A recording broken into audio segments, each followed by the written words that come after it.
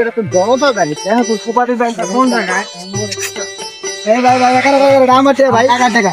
আমার দাদা আমার কাকার টাকা আমার দাদা ছবি আছে ভাই দেখবেন ভাই আপনি আমার কাকা ছবি মানে আমার দাদা ছবি ভাই এই চাংলাসটা আমার এটা আমি দিয়েছিলাম কাকা গিফট করছিলাম এই 25 সালে আমার আমার 12